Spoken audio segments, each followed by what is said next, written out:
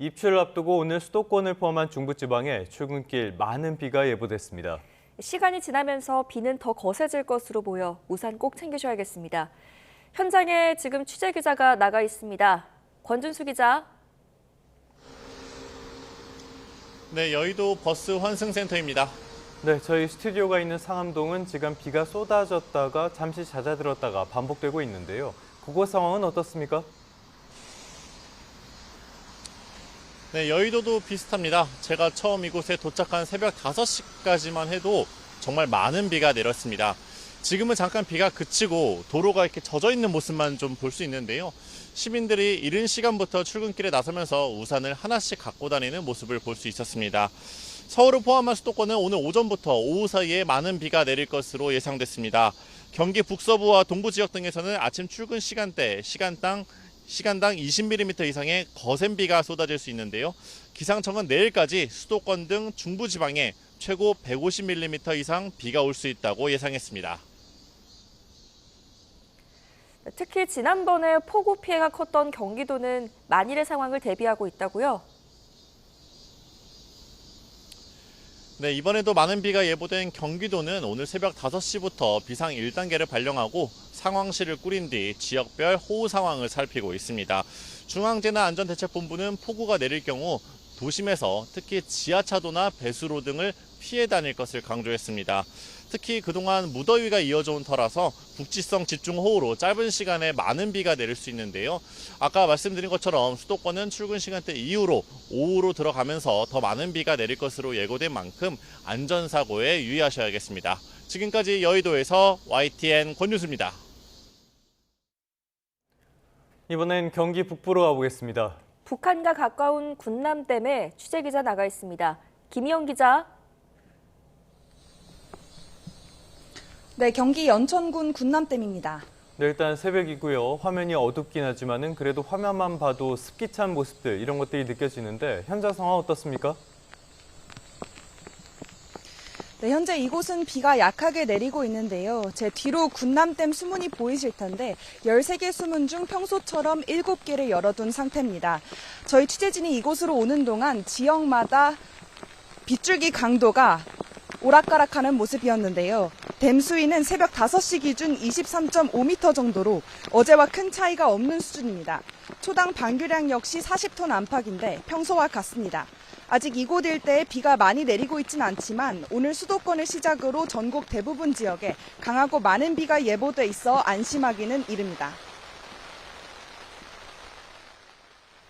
네, 북한의 방류 여부에 따라서 우리도 영향을 받는 거죠? 네, 조금 전부터 비가 좀 강하게 내리기 시작했는데요. 오늘 새벽부터 북한 지역 임진강 일대에도 많은 비가 예보돼 있습니다. 이에 따라서 휴전선 근처 북한의 강수량도 지켜봐야 하는데요. 비가 쏟아지면서 북한이 임진강 상류 환강댐을 방류할 가능성이 있고 이 경우 군남댐과 임진강 하류 등도 수위가 높아질 수 있기 때문입니다. 다만 군사분계선 남측 첫 번째 다리인 필승교 수위를 보면 평소와 비슷한 수준으로 대피 권고 수위인 1m에는 한참 못 미치는 수준입니다. 경기도에서는 새벽 5시에 재난안전대책본부 비상 1단계를 발령한 가운데 기상청은 서울과 인천 등 수도권에도 조금 뒤인 새벽 6시부터 호우 예비특보를 발표한다고 밝혔습니다. 짧은 시간 동안 비가 강하게 내리면 하천물이 갑자기 불어날 수 있으니 접근하지 말고 하늘이 갑자기 어두워지면 안전한 곳으로 몸을 피하는 게 좋겠습니다. 지금까지 경기 연천군 군남댐에서 YTN 김희영입니다. 강원 영서 지역에도 시간당 30에서 50mm의 강한 비가 내릴 것으로 예보됐습니다. 네, 순식간에 물이 불어날 수 있어서 각별한 주의가 필요합니다. 역시 현장에 취재 기자 나가 있습니다. 홍성욱 기자. 네, 강원도 춘천의 한 계곡에 나와 있습니다. 네, 계곡 주변에 있는데 물이 불어났을 때 위험할 수도 있으니까요. 조심해 주길 바라겠고요. 지금 비 상황은 어떻습니까? 네, 비는 새벽부터 내렸다 그쳤다를 반복하고 있습니다. 지금은 빗줄기가 많이 가늘어진 상태인데요. 제가 나와 있는 곳이 강원도 춘천의 한 계곡이라고 좀 말씀을 드렸습니다. 오늘처럼 집중호우 예보가 있는 날에 이 계곡에서 야영이나 물놀이 즐기시는 건 굉장히 위험합니다. 계곡을 좀 보여드리면요. 아직 물이 많이 불어나지는 않았습니다. 이 비가 내린 지 얼마 지나지 않았기 때문인데요. 하지만 안심할 수는 없습니다. 이 집중호우 시 물이 급격하게 불어날 수 있습니다. 수심도 굉장히 깊어지고 물살도 빨라질 수 있습니다. 여름 휴가철이라 계곡으로 물놀이나 캠핑 오시는 피서객들이 많습니다. 시간당 30mm가 넘는 장대비가 쏟아지면 계곡은 순식간에 불어납니다. 고립되거나 자칫 휩쓸려 인명피해로 이어질 수도 있습니다. 해수욕장처럼 안전요원이 따로 배치되어 있지도 않아 사고 발생 시 빠른 대처가 어렵습니다.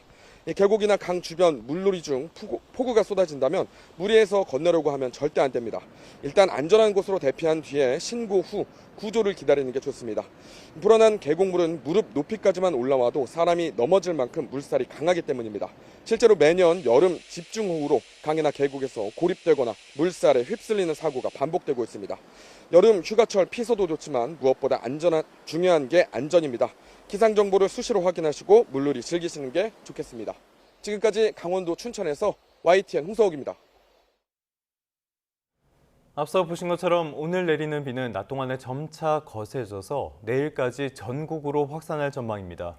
특히 이번에도 시간당 70mm 이상의 극한 호우가 예고됐는데 오늘은 중부지방에 또 밤부터는 남부지방에 쏟아질 것으로 우려됩니다. 취재기자 연결해서 자세한 내용 알아보겠습니다. 정혜윤 기자, 이번에도 극한 호우가 예고됐습니다. 일단 내일까지 이어지고 지역마다 예상되는 시기도 조금씩 다르다고요? 네, 그렇습니다. 오늘과 내일 전국으로 비가 예고된 상태고요. 이 가운데 대기 불안정이 심해지면서 내일까지 극한 호우 지역이 곳곳에서 나타날 가능성이 있습니다. 특히 비구름이 북쪽에서 남동진하면서 오늘 오전부터 오후까지는 중부지방에 또 오후나 저녁부터 밤 사이 내일 아침까지는 주로 중부지방에 매우 강한 비가 집중될 가능성이 큽니다. 기상청은 성질이 다른 공기가 만나서 강하고 폭이 좁은 호우구름을 만들기 때문에 일부 지역에만 호우를 뿌릴 수 있다면서 각별한 주의를 당부한 상태입니다. 먼저 현재 레이더 모습부터 보시겠습니다.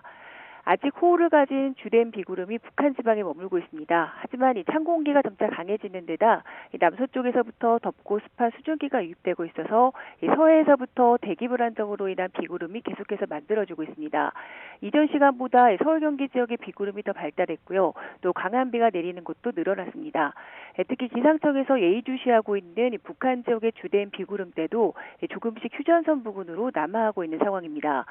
기상청에서 예상한 초단기 강수 예측 자료에 의하면 오늘 오전 8시를 전후에 북쪽에 다소 강한 비구름대가 경기 북부와 영서 북부, 또 서울 일부 지역까지 영향을 줄 가능성이 있습니다. 이 시기에는 다소 강한 비가 국지적으로 쏟아질 수 있기 때문에 주의가 필요하겠습니다. 비구름은 낮 동안 더 남동진하면서 중부지방에 영향을 주겠고 이후 남부지방에도 강한 비를 뿌릴 것으로 예상됩니다. 이에 따라 기상청은 내일까지 수도권 등 중부지방에 초고 150mm 이상, 남부지방으로도 120mm 이상의 많은 비를 예상했습니다. 특히 이번에도 북쪽의 건조한 공기와 남쪽의 덥고 습한 공기 사이에서 비구름이 가늘고 길게 형성되기 때문에 좁은 지역에 시간당 최고 70mm 이상의 극한 호우가 내릴 가능성이 있습니다. 기상청은 최근 많은 비로 지반이 약해진 곳이 많다면서 축대 붕괴와 산사태, 저지대 침수 등의 호우 피해에 각별히 유의해달라고 당부했습니다. 특히 이번 비로 서울과 경기, 강원 영서, 강원 산간 지역의 폭염특보가 오늘 새벽 4시부터 모두 해제됐습니다. 지금까지 과학기상부에서 YTN 정혜윤입니다.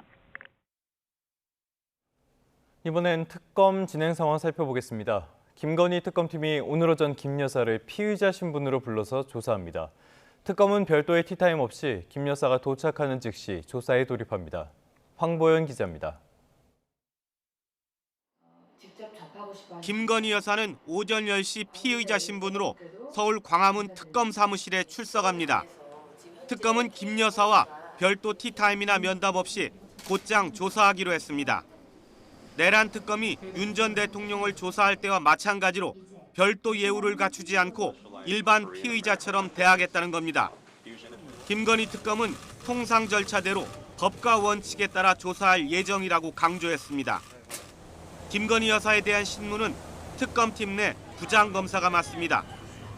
조사 대상은 최초 출석 통지서에 담았던 도이치모터스 주가 조작 의혹과 공천 개입 의혹, 건진법사 청탁 의혹에 명품 목걸이 재산 신고 누락 의혹과 대선 경선 허위사실 공표 의혹이 추가됐습니다.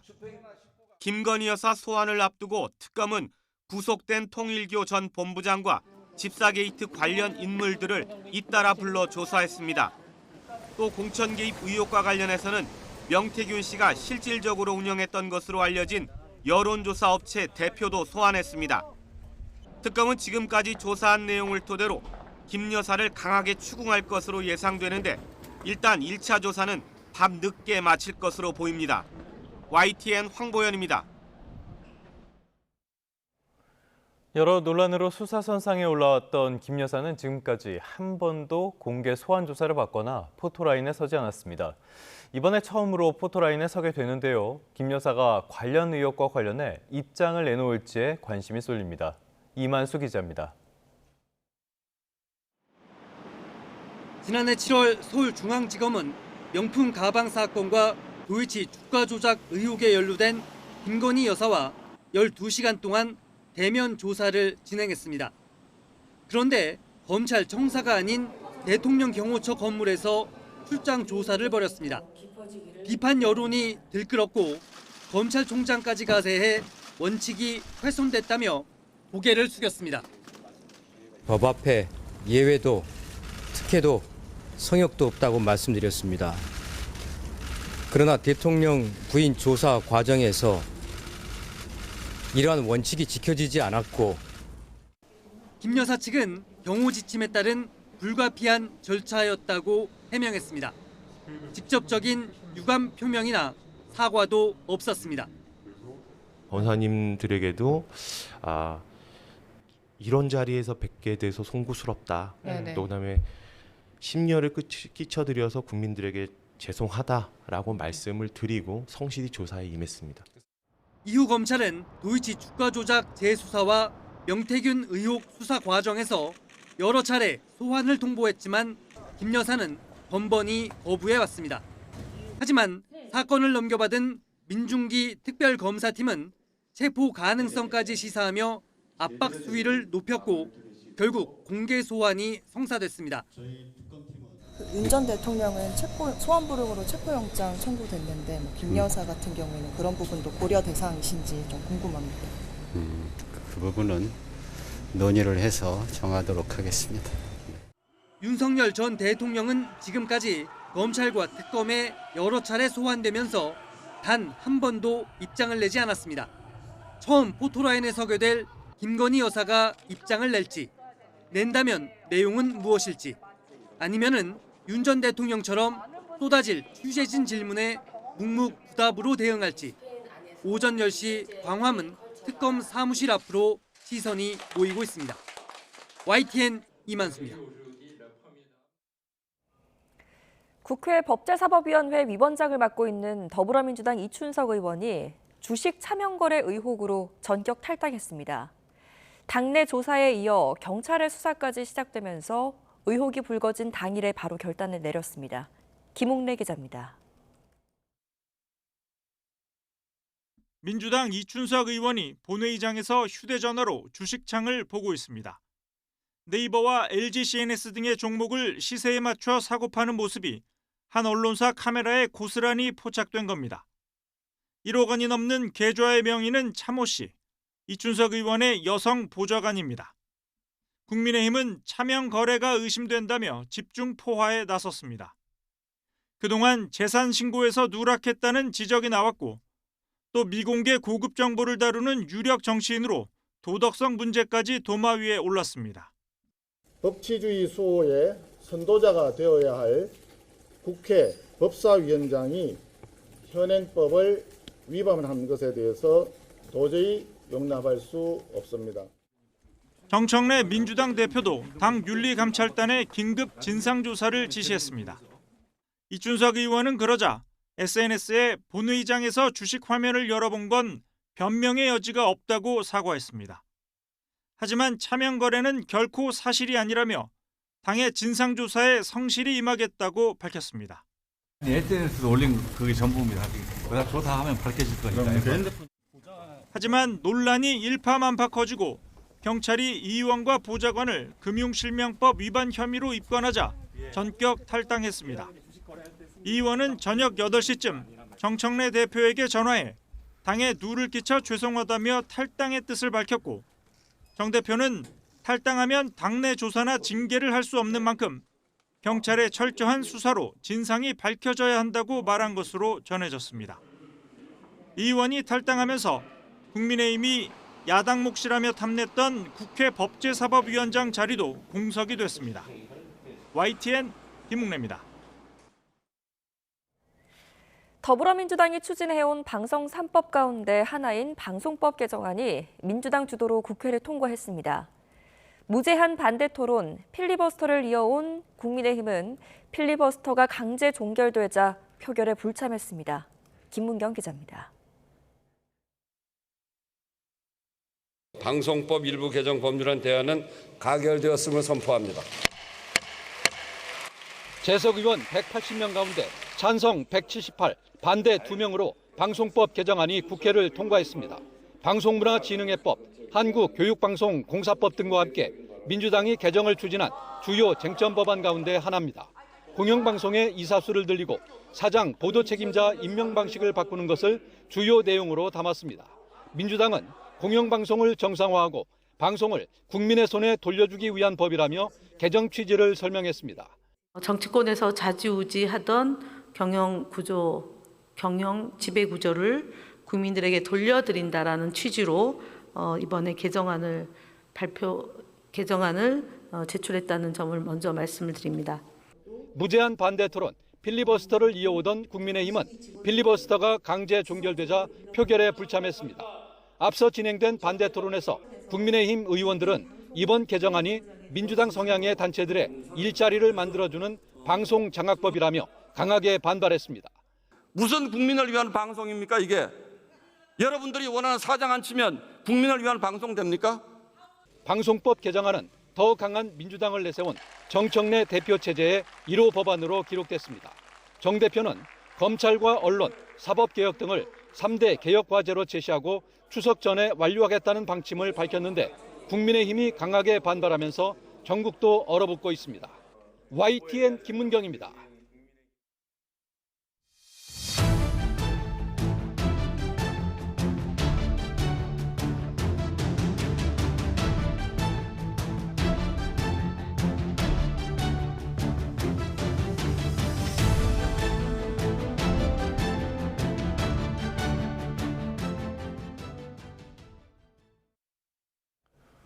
네, 이번엔 미국으로 가보겠습니다. 미국 국방부의 정책차관이 한국의 대북 방어와 국방 지출의 역할을 강조했습니다. 한미 정상회담에서 국방비 증액 등이 주요 의제로 다뤄질 가능성이 커지고 있습니다. 워싱턴 연결해 봅니다. 홍상희 특파원, 미 국방 차관이 한국의 대북 방어 주도 의지를 평가한 발언이 뒤늦게 알려졌다고요? 네, 엘브리치 콜비 미 국방부 정책차관이 지난달 31일 이뤄진 한미 국방장관 통화 이후 X에 올린 글이 뒤늦게 오늘 알려졌습니다. 콜비 차관은 먼저 안규백 국방부 장관과 피트 헤그세스 미 국방장관의 첫 통화가 매우 생산적이었다고 밝혔는데요. 그러면서 한국이 북한에 대한 방어에서 더 주도적인 역할을 맡으려는 의지와 국방 지출에서의 본보기가 되고 있다고 평가했습니다. 미국이 중국 견제에 역량을 집중하고 있기 때문에 북한 억제에 있어서 한국이 더 많은 책임을 져야 한다는 미국의 기대와 요구를 반영한 표현으로 분석됩니다. 트럼프 대통령은 지난 3월 임시 국방 전략 지침에서 미국은 중국의 타이완 침공 대비와 미국 본토 방어를 최우선 과제로 하고 북한과 이란 등 다른 위협 요인에 대한 대응은 동맹국들에 맡기기로 하는 방안을 제시했다는 보도가 나오기도 했습니다.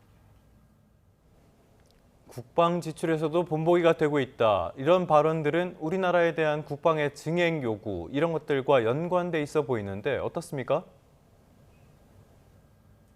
그렇습니다. 트럼프 대통령은 지난 6월 북대서양 조약기구 나토로부터 국내 총생산의 5%까지 방위비를 늘리겠다는 약속을 받아냈죠. 이 미 국방부는 지난달 언론 질의에서 이 GDP 5% 국방비 지출 기준이 한국에도 적용된다고 확인을 했습니다. 콜비 차관의 국방 지출 롤모델 발언으로 볼 때 한국에도 국방비 증액을 요구할 것으로 보이는데 한국의 GDP 대비 5%는 약 132조 원으로 올해 책정한 국방비 예산의 61조 원을 2배 이상 늘려야 하는 규모입니다. 콜비 차관은 이와 함께 미국과 한국은 지역 안보 환경에 대응하면서 한미동맹을 현대화할 필요에 있어 긴밀히 연계돼 있다고 밝혔습니다. 또 공동의 위협을 방어할 준비가 돼 있는 전략적으로 지속 가능한 동맹을 만들기 위해 한국과 계속 긴밀히 협력할 것이라고 언급했습니다. 이 동맹 현대화, 또 공동의 위협 방어는 한미동맹이 북한뿐 아니라 미국이 집중하고 있는 중국의 위협을 억제하는 역할도 해야 한다는 의미로 보이는데요. 주한미군의 활동 반경을 중국 대응으로 확장할 가능성도 있어 보입니다. 콜비 차관은 과거부터 중국의 타이완 침공에 대비해서 주한미군의 역할을 확대하는 주한미군 역할 조정론을 주장해왔습니다. 또 트럼프 행정부가 우리 군의 요구사항을 구체적으로 드러낸 건데 한미 정상회담에서 관련 내용이 의제로 오를 가능성이 있는 거죠? 그렇습니다. 한미 정상회담을 앞두고 미국이 국방 지출과 대북 방어에서의 한국군의 역할을 강조하면서 이 관련 의제가 다뤄질 가능성이 점점 커지고 있습니다. 특히 콜비 차관이 한미 국방장관 통화 이후에 이런 발언을 했다는 점에서 한국의 방위 역량 증가와 주한미군 역할 조정론에 우리나라도 동의하고 있다라는 의미로도 해석이 가능한 지점입니다. 이 때문에 이달 마지막 주로 예상이 되고 있는 한미 정상회담에서 국방비의 GDP 대비 5% 증액과 주한미군 역할 조정 등이 구체적으로 논의될 것이라는 전망이 힘을 얻고 있습니다. 트럼프 1기 행정부에서 국방부 전략개발 담당 부차관보를 지낸 콜비 차관은 2기 행정부에서도 미국 우선주의 국방정책과 함께 주한미군의 활동 범위를 북한 억제에서 북중 억제로 확장하는 것을 의미하는 동맹의 현대화를 주도하고 있습니다. 지금까지 워싱턴에서 전해드렸습니다. 대통령실은 굳건한 한미 동맹을 기반으로 신중하게 관계 발전을 추진하고 있다고 밝혔습니다. 대통령실은 어제 공지를 통해 최근 조현 외교부 장관의 중국 관련 발언은 한중 간 일부 사안에 이견이 있더라도 민생 및 영내 안정 번영에 기여하는 한중 관계를 만들기 위해 지속적으로 노력하겠다는 취지의 언급이라면서 이같이 말했습니다. 앞서 조현 외교부 장관은 미국 워싱턴 포스트와의 인터뷰에서 동북아시아에서 중국이 미국 이웃 국가들에 다소 문제가 되고 있다는 게 또 다른 문제라고 말해 논란이 일었습니다. 트럼프가 다음 주에 의약품과 반도체를 포함한 품목별 관세를 추가로 발표하겠다고 예고했습니다. 또 대미 투자는 대출이 아닌 선물이라고 강조하기도 했는데요. 우리와의 추가 협상 과정에서도 이견이 노출될 가능성이 커졌습니다. 뉴욕을 연결해서 자세한 소식 들어보겠습니다. 이승윤 특파원, 트럼프 대통령이 또 품목별 관세를 추가하겠다고 밝혔다고요? 네, 그렇습니다. 트럼프 대통령은 그동안 예고해온 대로 반도체와 의약품에 대한 관세를 조만간 발표할 계획이라고 밝혔습니다. CNBC와의 인터뷰에서 다음 주 정도에 품목별 관세를 더 발표할 예정이라면서 대상 품목으로 반도체와 의약품을 언급했습니다. 특히 의약품에는 처음에는 약간의 관세를 부과하지만 1년이나 최대 1년 반 뒤에는 150%로 이후에는 250%로 관세율을 올릴 것이라고도 말했습니다. 이는 제약사들이 해외에 생산시설을 미국으로 옮기는 데 필요한 시간을 1년에서 1년 반 정도 주고 이후에 관세를 대폭 올리겠다는 의미로 해석됩니다. 트럼프 대통령은 그동안 무역 합의 결과를 자랑하면서 한국이 시장을 개방했는데 엄청난 사업이 될 것이라고 말했습니다. 이어 폐쇄된 국가였던 한국에 갑자기 트럭과 스포츠 유틸리티 차량 등 미국산 자동차를 팔 수 있게 됐다고 강조했습니다. 한국은 미국과 무역 합의 전에도 미국산 자동차를 수입해 왔습니다. 하지만 미국은 한국의 자동차 안전, 환경 기준을 비관세 정책이라고 주장해 왔습니다. 우리 정부는 이번 합의를 통해 미국의 안전 기준을 충족한 자동차는 한국의 안전 기준도 충족한 것으로 받아들이기로 약속했습니다. 트럼프 대통령은 다른 나라들이 관세를 낮추기 위해 약속한 대미 투자가 미국이 갚아야 하는 대출이 아니라 미국에 주는 돈이라고 거듭 주장했습니다. 특히 유럽연합이 약속한 6천억 달러를 미국에 투자하지 않으면 35%의 관세를 내야 한다며 이는 갚아야 하는 게 없는 미국이 원하는 곳에 투자할 수 있는 선물이지 대출 같은 게 아니라고 말했습니다. 그러면서 무역 합의의 세부 내용이 없다는 지적에 내가 원하는 아무 것에나 6천억 달러를 투자한다는 게 세부 내용이라고 강조했습니다. 이를 고려하면 트럼프 대통령은 한국이 투자를 약속한 3,500억 달러에 대해서도 우리 정부가 설명한 대출이나 대출 보증이 아니라고 주장하면서 향후 이견을 빚을 가능성이 제기되고 있습니다. 이어 인도가 러시아산 원유를 계속 구매해 러시아의 전쟁 자금 조달을 지원하고 있다며 향후 24시간 안에 인도에 대한 관세를 지금의 25%보다 훨씬 많이 높일 것이라고 밝혔습니다. 또 시진핑 중국 국가주석이 회담을 미국에 요청했고 무역 협상을 타결한다면 연말이 되기 전에 만날 가능성이 크다며 협상을 타결하지 않으면 만나지 않겠다고 말했습니다. 하지만 시진핑 국가주석과 관계가 좋고 협상 타결에 매우 근접하고 있다며 좋은 합의를 할 것이라고 덧붙였습니다. 트럼프 대통령은 최근 연방준비제도에서 사임한 아드리아나 쿠글러 이사의 후임을 임명할 때 새 연준 의장을 발표할 가능성이 있음을 시사했습니다. 또 케빈 워시 전 연준 이사와 케빈 헤싯 백악관 국가경제위원장을 포함해서 4명의 후보를 고려하고 있지만 후보였던 스콧 베센트 미 재무장관은 고사해서 여기서 제외했다고 밝혔습니다. 뉴욕 증시에 좋은 소식은 아닌 것 같습니다. 반응이 어땠습니까? 네, 말씀하신 대로입니다. 트럼프 대통령의 관세 추가 발언에 뉴욕 증시 3대 지수는 일제히 하락했습니다. 어제 일제히 급등했던 것과는 참 대조적입니다. 트럼프 행정부의 관세 정책으로 경제 불확실성이 커진 가운데 미국의 서비스 업황이 부진해진 것으로 나타난 것도 영향을 미쳤습니다.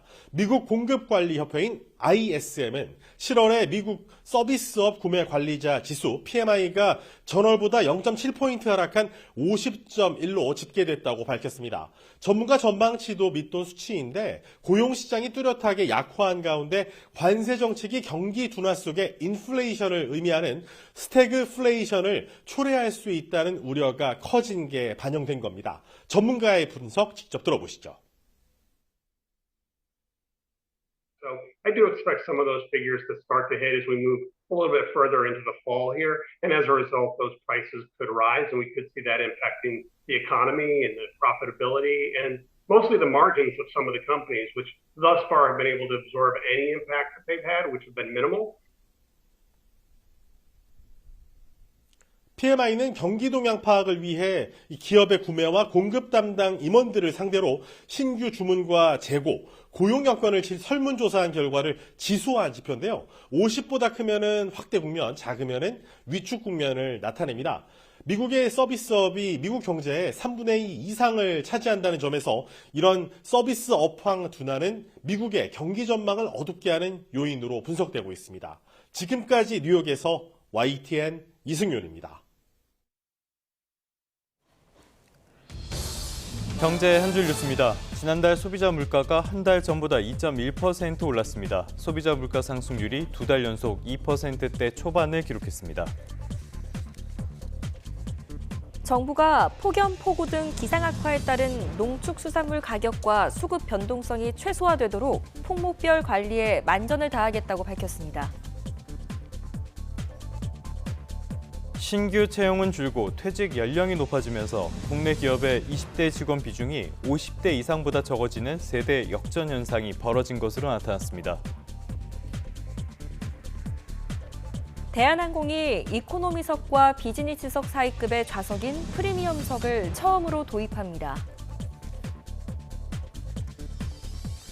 고려아연이 온산제련소 운영의 효율성을 위해 현대차그룹 자회사인 보스턴 다이내믹스의 사족 보행 로봇 스팟을 도입했다고 밝혔습니다. SPC그룹이 서울연탄은행과 함께 서울 한강로동을 찾아 독거노인 등 취약계층에 생수 6,000개를 전달했습니다. 지금까지 한 줄 뉴스였습니다. 경기 광명시에 있는 포스코 ENC 시공 현장에서 미얀마 국적의 노동자가 감전을 당해 의식 불명인 상태입니다. 잇따른 노동자 사망 사고에 대국민 사과를 한 지 엿새 만에 또 이런 사고가 난 건데 경찰은 합동 감식을 진행하고 본격 수사에 착수했습니다. 이현정 기자가 취재했습니다. 깊게 파놓은 공사장으로 경찰과 근로감독관들이 잇따라 들어갑니다. 경기 광명시 포스코 ENC 시공 현장에서 벌어진 산업재해와 관련해 경찰이 합동감식을 진행했습니다. 이곳 공사 현장에서 그제 오후 미얀마 국적의 30대 남성 노동자가 감전사고를 당했습니다. 물을 퍼올리는 양수기가 작동하지 않아 꺼내는 과정에서 사고가 난 것으로 파악됐습니다. 해수기 하면서 해수기 물이 안 나왔어요. 장비 때문에. 피해 노동자는 심정지 상태로 병원에 이송됐는데 호흡과 맥박은 돌아왔지만 의식은 되찾지 못한 상태입니다. 사고가 발생하면서 작업은 중단됐습니다. 노동자들은 모두 철수했고 출입도 통제됐습니다. 그런데 올해 들어 포스코 ENC가 시공하는 공사 현장에서는 앞서 4차례나 사망사고가 발생한 상태입니다. 비판이 커지자 지난달 28일 모든 현장에 대해 긴급 안전점검을 실시하겠다며 작업을 중단했는데 공사를 다시 시작한 당일에 또 사고가 난 겁니다.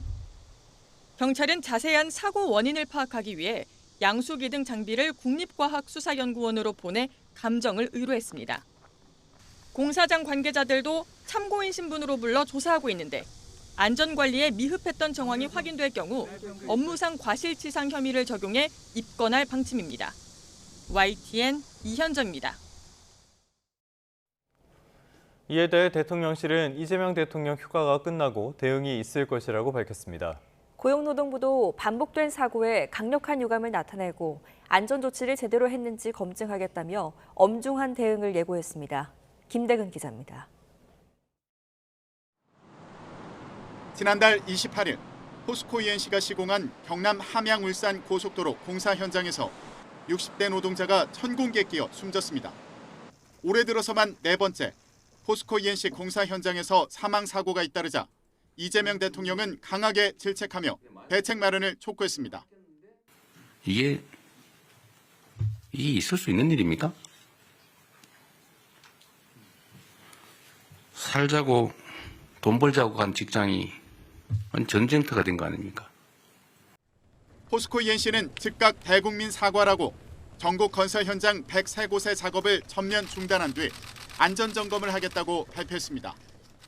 저희 회사의 모든 현장에서 즉시 모든 작업을 중단했고 전사적 긴급 안전점검을 실시해 안전이 확실하게 확인되기 전까지는 무기한 작업을 중지토록 했습니다.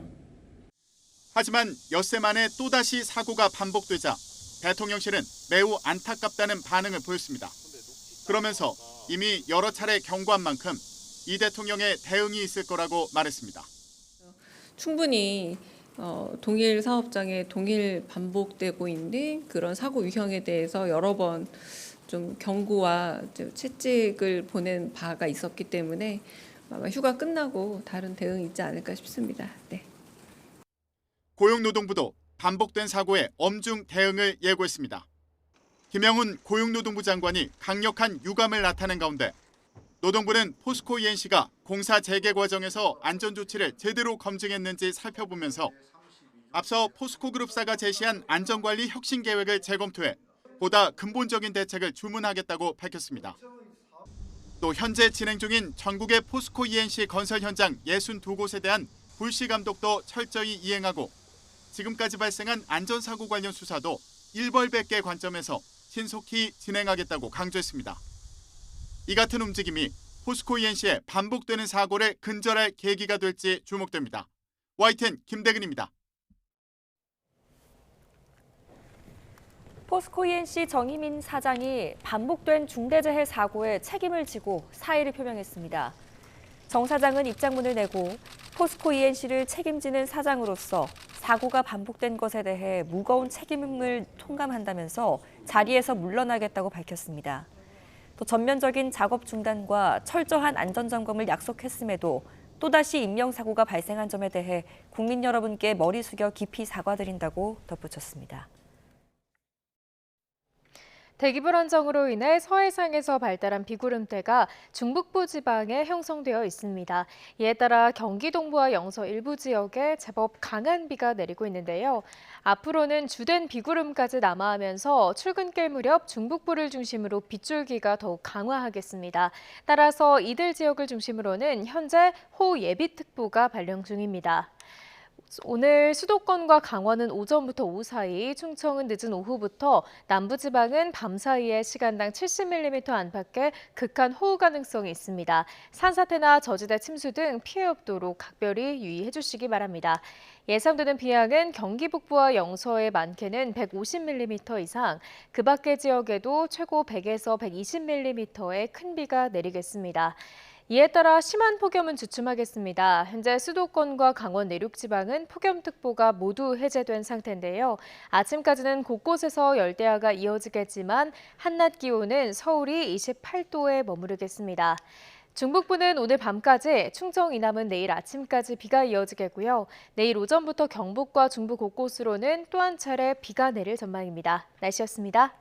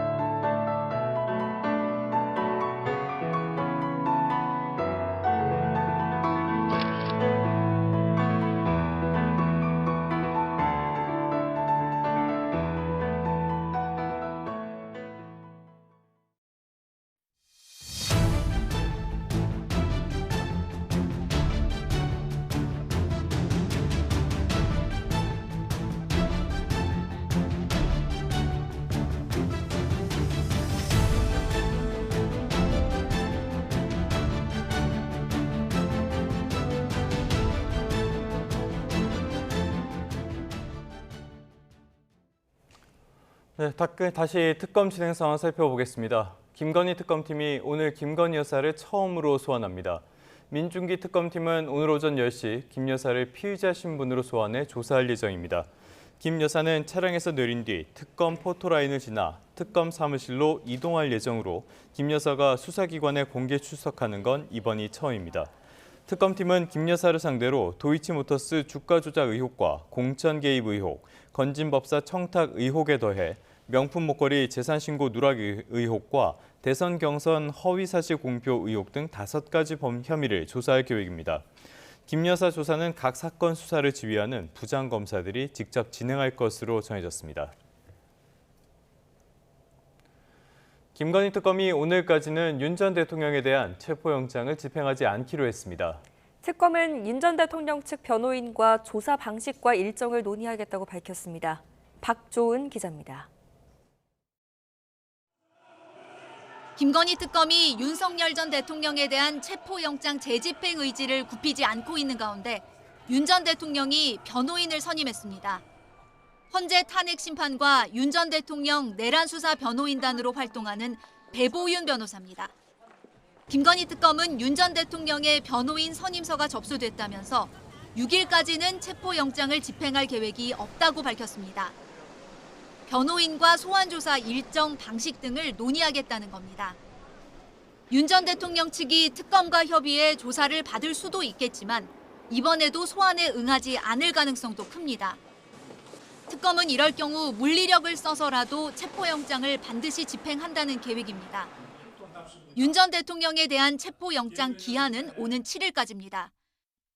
소환에 불응하면 김건희 여사 소환 다음 날인 7일 체포영장을 집행하거나 영장을 다시 청구해 발부받을 수도 있습니다.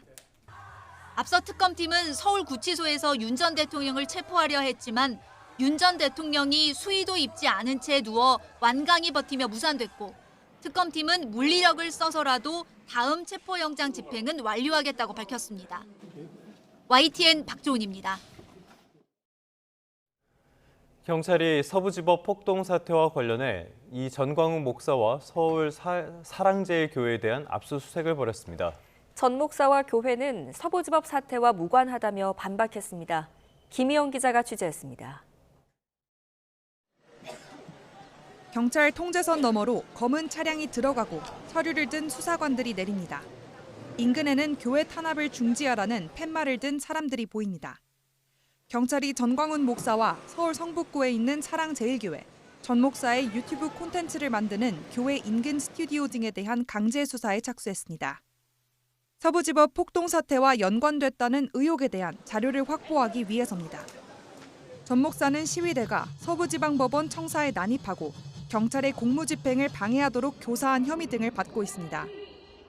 앞서 전 목사는 지난 1월 집회 현장에서 서부지법으로 이동해야 한다거나 국민저항권을 언급하는 등 폭력 사태를 부추기고 내란을 선동한 혐의 등으로 경찰에 고발됐습니다. 전담팀을 꾸려 전 목사의 과거 발언뿐 아니라 폭동 피의자들과의 연관성 등을 조사해온 경찰은 압수수색 자료를 분석한 뒤 전 목사 소환 여부를 검토할 방침입니다. 전 목사는 교회 앞에서 기자들을 만나 혐의를 거듭 부인했습니다.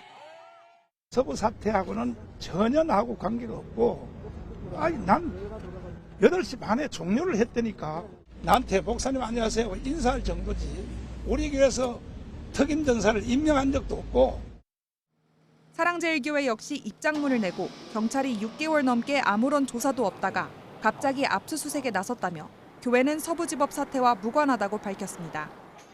지난 1월 19일 새벽 윤 전 대통령에 대한 구속영장이 발부되면서 벌어진 서부지법 폭동 사태와 관련해 최근 1심에서 사랑제일교회 특임전도사 윤모 씨가 징역 3년 6개월을 선고받는 등 피고인 다수가 실형을 선고받았습니다.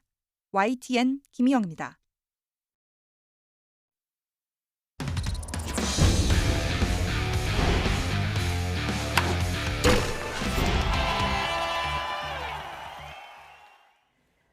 수요일 스포츠 뉴스입니다. 손흥민 선수가 이르면 내일 LAFC와 계약을 공식 발표할 수 있다는 보도가 나왔습니다. LA로 출국한 손흥민은 곧바로 계약을 마무리하고 메디컬 테스트까지 소화하는 긴박한 일정을 소화할 것으로 보입니다. 허재원 기자입니다. 미국의 스포츠 전문 매체 ESPN은 손흥민의 이적 소식을 비중 있게 다뤘습니다. 손흥민이 LAFC와 계약을 앞두고 있고 현지 시간 수요일에 공식 발표가 이뤄질 예정이라고 전했습니다. 보도 내용대로 계약이 진행된다면 우리 시간으로는 목요일에 공식 발표가 나올 것으로 예상됩니다. And he's going to go to MLS and he's going to be one of the best players on his team and in the league. And I think he's done the right. 손흥민은 LA로 출국했는데 현지 도착과 동시에 계약서에 최종 사인을 하고 메디컬 테스트까지 받는 긴박한 일정을 소화할 예정입니다. 프리미어리그 득점왕이 미국 메이저리그 사커 리그에 합류한다는 소식에 현지 반응은 뜨겁습니다. 현지 매체들은 손흥민의 이적료를 앞다퉈 전하고 있는데 영국 BBC는 약 2천만 파운드, 미국 ESPN은 2,600만 달러에 이를 것으로 내다봤습니다. 모두 우리 돈으로 360억 원이 넘는 메이저리그 사커 역대 최고 이적료입니다. 마지막 월드컵에 모든 걸 쏟아붓기 위해 선택한 미국 무대에서 손흥민이 또 한 번의 질주를 준비하고 있습니다. YTN 허정원입니다. 프로야구 잠실 라이벌전에서 LG가 두산의 짜릿한 역전승을 거두고 7연승을 달리며 52일 만에 단독 선두 자리를 탈환했습니다. LG는 1대2로 끌려가던 7회 말 4번 타자 문보경이 두산의 바뀐 투수 고효준의 공을 받아쳐 오른쪽 담장을 넘어가는 역전 3점 홈런을 터뜨렸습니다. 최근 7연승을 포함해 후반기 14승 2패 상승세를 이어간 LG는 KT에 진 한화를 한 경기 차로 따돌리고 단독 선두가 됐습니다. 한화는 2대1로 맞선 8회 투아웃 만루 위기에서 마무리 김서현이 KT 강백호에게 3타점 적시타를 허용하는 등 8회만 5점을 내주며 KT의 역전패를 당했습니다. KT는 5연패에서 벗어났습니다. 김두영이 70일 만에 복귀한 기아는 선발 내일이 6회까지 삼진 8개를 잡아내며 무실점 호투를 펼친 데 힘입어 롯데를 2대0으로 꺾고 3연승을 달렸습니다. 지금까지 수요일 스포츠 뉴스였습니다. 국제뉴스 살펴보겠습니다. 트럼프가 제시한 우크라이나 휴전협상 시한이 이제 이틀 앞으로 다가왔습니다. 이 과정에서 미국과 러시아의 핵 위협 수위가 높아지고 있는데요. 이르면 오늘쯤으로 예상되는 미국 특사의 모스크바 방문이 중대 분수령이 될 전망입니다. 보도에 유토건 기자입니다. 러시아산 원유나 가스를 수입하는 나라에 100% 2차 관세를 물리겠다는 트럼프 대통령의 위협에 러시아는 강하게 반발했습니다. 특히 푸틴 대통령의 신복은 과거 소련의 자동 핵보복 시스템인 데드엔드까지 언급했습니다. 이에 발끈한 트럼프 대통령은 러시아 인근에 핵잠수함 2대를 배치하라고 명령했습니다. Nuclear submarines. Oh yeah, well we had to do that. We just have to be careful. And a threat was made. 러시아는 물러서지 않고 핵탄두를 탑재할 수 있는 중단거리 미사일의 전진 배치를 예고했습니다.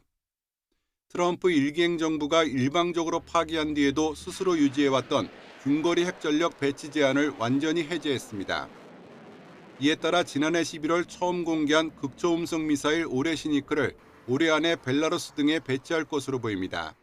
В России больше нет никаких ограничений на этот счет. Россия больше не считает себя чем-то ограниченным. 러시아 언론들은 서방 진영을 상대로 한 핵전쟁 가능성을 공공연히 언급하는 것으로 전해졌습니다. 트럼프 대통령은 8일까지 휴전에 합의하지 않으면 러시아에 대규모 제재를 가하겠다고 거듭 경고했습니다.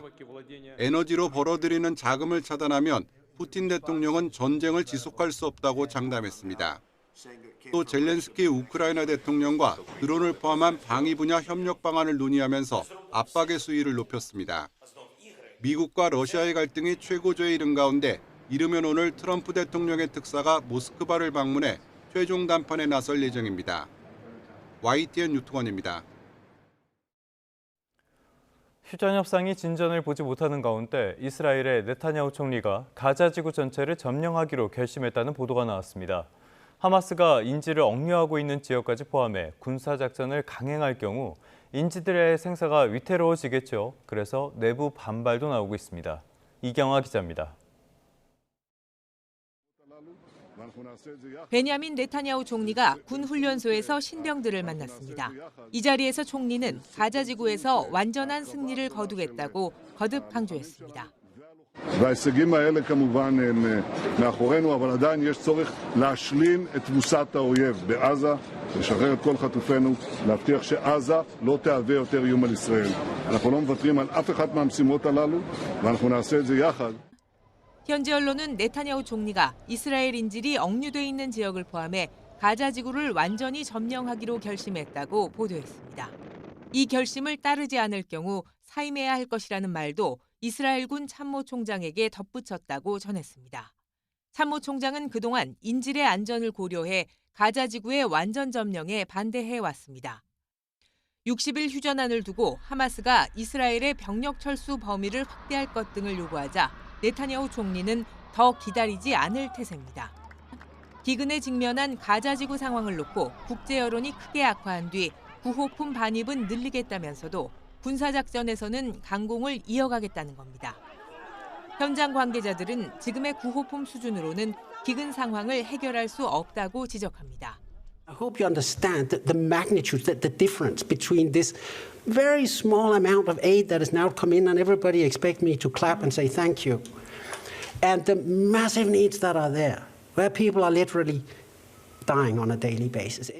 절박한 굶주림 속에 가자 지구로 들어온 구호품 트럭 주변에서는 총격과 약탈이 이어지고 있습니다. الاشي صعب جدا يعني كل طلعة بنطلعها بنلاقي الاشي بصعب عن اول من السرقة من الحرامية من اليهود من الطاخ من قطاعين الطرق من المتاريس الحواجز الحديد الحجار اللي في الطريق. 현지 보건당국은 가자지구 중부와 남부에서 하루 새 최소 25명의 주민이 구호품을 받으려다 숨졌다고 밝혔습니다. YTN 이경아입니다.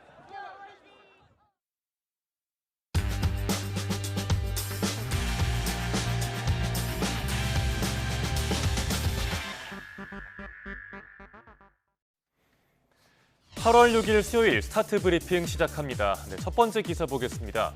기초생활보장 수급 가구의 20%가 10년 넘게 생계급여를 받는 걸로 나타났습니다. 장기 수급 가구들이 빈곤에 덫에 빠졌다는 서울신문 기사입니다. 보건복지부 자료를 보면 10년 이상 기초생활보장 수급 가구는 37만여 가구가 넘습니다. 2015년엔 약 25만 가구였는데 쭉 증가세였고요. 9년 새 47% 가까이 늘었습니다. 5년 이상으로 범위를 넓히면 전체의 40% 이상이 장기 수급자입니다. 네, 물론 이 중엔 고령자와 장애인처럼 일하기 어려운 분들도 많이 계십니다. 하지만 일반 가구도 10만이 넘는데요. 일할 수 있는 이들도 수년째 제도 안에 갇힌 셈입니다. 노동시장에 들어오게 할 지원은 부족한데 생계급여 보장 수준은 높아지니 머무르게 되는 거죠. 일보단 생계급여를 쭉 받는 게 나은 선택이라 판단할 수도 있다는 의미입니다. 전문가들은 일정한 소득이 있어도 수급이 가능한 구조에선 빈곤을 벗어나기 어렵다고 지적합니다. 일해서 버는 소득과 생계급여의 균형을 어느 정도 맞출 필요가 있다는 얘기죠. 민간 취업 연계 프로그램을 늘려야 하는 것도 과제로 남아 있습니다. 다음 중앙일보입니다. 요즘 기업들 보면 20대보다 50대 직원이 많아졌다고 합니다. 대기업 37살 막내의 주 업무가 A4 자료 출력이나 회의 자료 정리 등 잔일일 정도라고 하네요. 신입사원보다 부장급이 많아진 세대 역전이 현실화된 겁니다. 한 기업 분석업체 조사 결과를 보니까 국내 주요 대기업에서 30세 미만 직원의 비중이 19.8%입니다. 20% 밑으로 떨어진 건 처음이고요. 50세 이상의 비중은 20.1%로 집계됐는데 20%를 넘긴 것 역시 처음이고 두 연령대의 비중이 역전된 것도 최초입니다. 특히 2차 전지나 IT, 석유화학 등의 업종에서 격차가 더 큰 걸로 나타났습니다. 배경은 간단합니다. 저출산과 고령화가 장기간 이어진 영향인데요.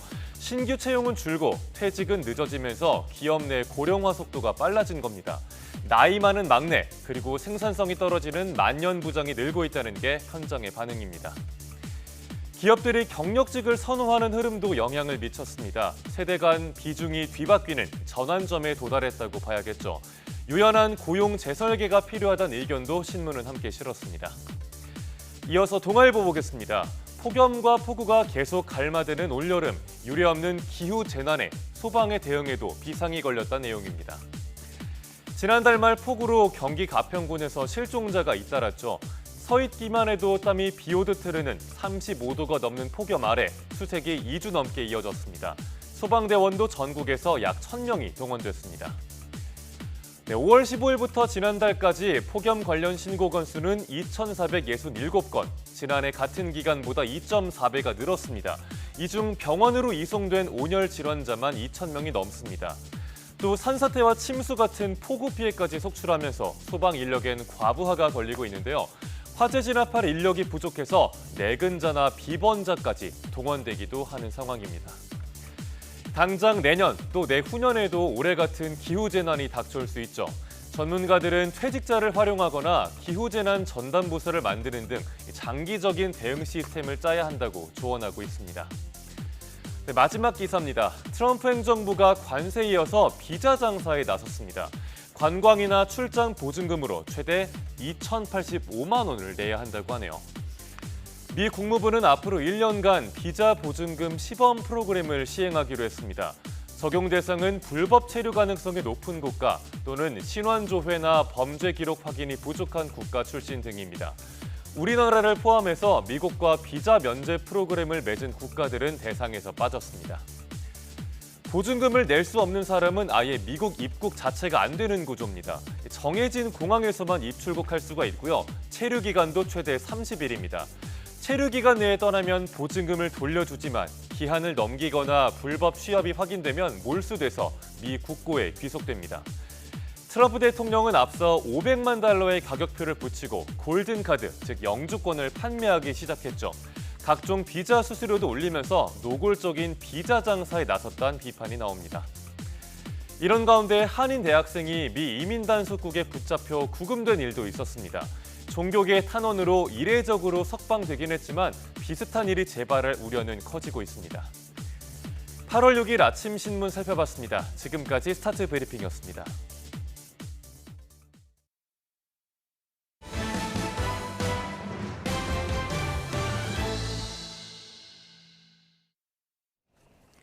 다음 소식입니다. 오늘은 폭우가 내린다고 하지만 연일 35도 안팎의 무더위가 이어지면서 사람은 물론 가축들도 지쳐가고 있습니다. 특히 고온에 취약한 닭과 오리 등 가금류 피해가 잇따르고 있는데요. 한마디로 종잡을 수 없는 날씨에 농가의 고충은 갈수록 커지고 있습니다. 윤지아 기자입니다. 전북 진안의 한 한우 연구소. 430여 마리의 소들이 축사 안에서 무더위를 견디고 있습니다. 비가 오면 폭우, 해가 뜨면 폭염. 지친 건 사람만이 아닙니다. 선풍기가 돌아가고 물까지 뿌렸지만 축사 안은 여전히 한증막처럼 후끈합니다. 30도가 넘은 폭염주의보를 더위를 타서 사료를 잘 안 먹고 열병에 쓰러지기도 합니다. 소들도. 그러기 위해서 그걸 방지하기 위해서 선풍기 바람, 그다음에 아까 물 분사를 해서 시원하게. 고온다습한 날씨에 특히 취약한 닭들에게 무더위는 더 치명적입니다. 내부 온도를 낮춰주는 쿨링 패드와 선풍기가 설치돼 있지만 실내 온도는 여전히 32도. 35도를 넘기면 폐사로 이어질 수 있기에 농장 안은 긴장의 연속입니다. 잠깐만 있어도 땀이 쏟아지는 무더위. 사람도 견디기 힘든데 가축들에겐 말 그대로 생존이 걸린 시간입니다. 고개를 이렇게 젖히고 이렇게 하다가 이제 일정 온도가 이상이 되면 견딜 수 이제 계곡이라고 그래서 닭이 이렇게 막 입으로 호흡을 하거든요. 그 시기를 지나면 이제 34도 이상 지나면 이제 폐사를 하는 거죠. 전북자치도에 따르면 올해 도내에서 폭염으로 폐사한 가축은 현재까지 28만 마리 이상. 피해 농가도 450곳을 넘어섰습니다. 도 자체 사업비, ABB, 특별교부세 등 203억 원을 확보하여 사육 환경 개선 및 스트레스 완화제 지원을 완료하였고 가축 폐사 방지에 총력을 기하고 있습니다. 폭염, 폭우, 또 폭우, 폭염인 오락가락하는 날씨에 사람도 지치고 가축도 견디기 힘든 여름. 가축 폐사를 줄이기 위해서는 당장은 어떻게든 축사 온도를 낮춰야 하고 선제적으로는 사육 밀도를 조절하는 등 대응과 적응이 공존할 수밖에 없어 보입니다. YTN 윤지아입니다. 불교 도량이 지역 주민과 소통하는 문화와 힐링 공간으로 탈바꿈하고 있습니다. 음악회와 전시회에 모기장 속에서 만끽하는 뮤지컬 갈라도 열렸다고 합니다. 김범한 기자가 전해드립니다. 봄에 흐드러지게 피는 천연기념물 홍매화와 영산회 괴불탱 등 국보가 즐비한 지리산 화엄사입니다. 천년 고추 아래 땅거미가 지자 반딧불이 켜집니다. 한여름밤 화엄사에서 열린 이색 모기장 음악회. 올해는 유명 뮤지컬 작품 설명과 영상, 실제 공연이 어우러지는 갈라로 꾸며졌습니다.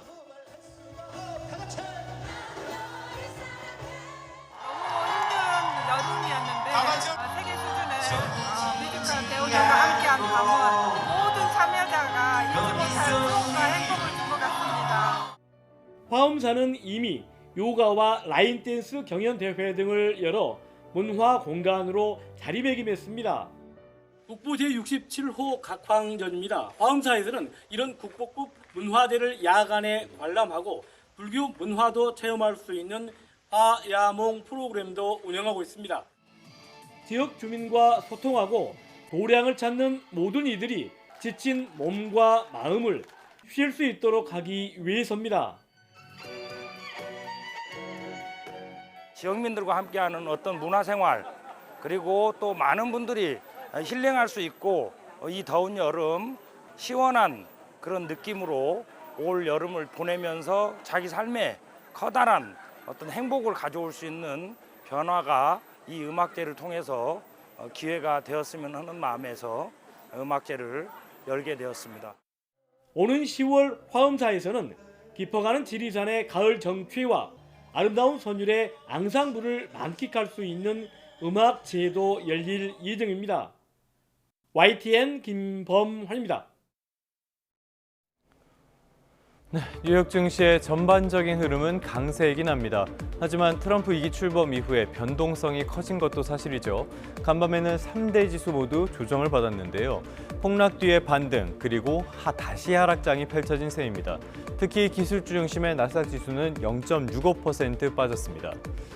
시장에 영향을 미친 소식은 뭘까요? 역시 트럼프였습니다. 경제 매체와의 인터뷰에서 많은 이야기를 쏟아냈는데요. 다음 주쯤에 품목별 관세를 더 발표하겠다는 내용이 시장에 부담을 줬습니다. 특히 그동안 여러 차례 언급을 했던 의약품과 반도체를 또 꺼내들었는데요. 처음에는 의약품에 약간의 관세를 부과하겠지만 1년이나 1년 반 뒤에는 150%로 올리고 그 다음에는 250%까지 높이겠다는 겁니다. 그러니까 제약 생산 시설을 1년에서 1년 반 사이에 미국으로 옮기라는 협박인데요. 생산 시설을 이 정도 시간 안에 이전하는 건 물리적으로 불가능한 일이죠. 또 하나, 여러 나라와의 무역 합의에서 미국에 대한 투자가 포함됐는데요. 여기에 세부적인 내용은 전혀 없습니다. 트럼프는 자기가 원하는 어떤 것에나 투자한다는 게 세부 내용이라고 주장하면서 이거는 선물이지 대출이 아니라고 강조했습니다.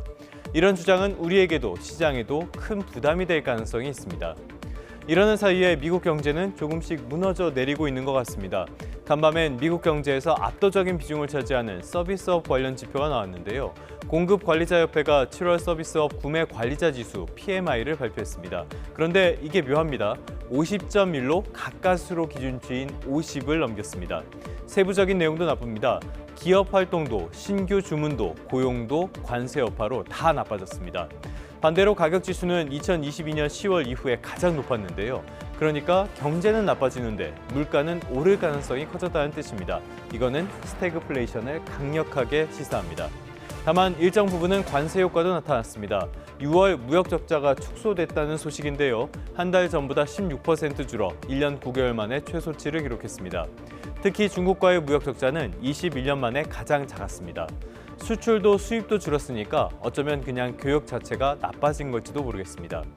간밤의 특징주로는 테슬라를 꼽아왔습니다. 요즘 흐름이 그렇게 좋진 않죠. 간밤에는 소폭 조정을 받았는데요. 또 다른 부정적인 뉴스가 나왔습니다.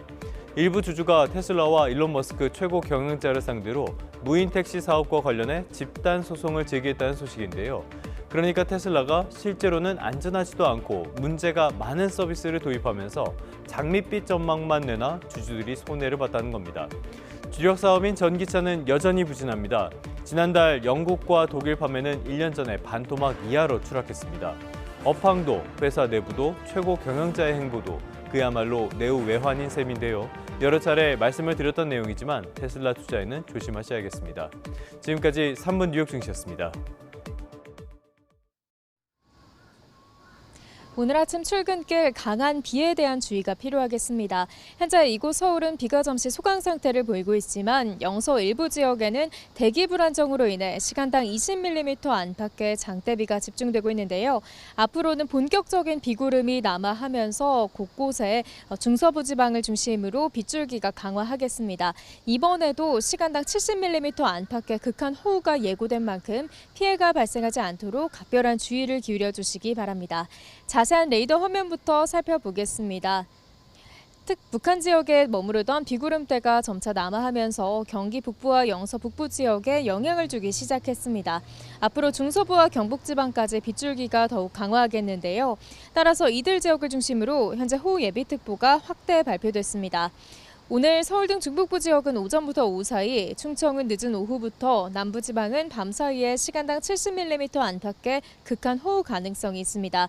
그동안 잦은 비로 인해 지반이 무척 약해져 있는 만큼 저지대 침수와 축대 붕괴 등 호우 피해에 유의하시기 바랍니다. 예상되는 비양은 경기 북부와 영서에 많게는 150mm 이상, 서울 등 그 밖의 지역에도 최고 100에서 120mm의 큰 비가 내리겠습니다. 중북부는 오늘 밤까지, 충청 이남은 내일 아침까지 비가 이어지겠고요. 내일 오전부터 경북과 중부 곳곳으로는 또 한 차례 비가 내릴 전망입니다.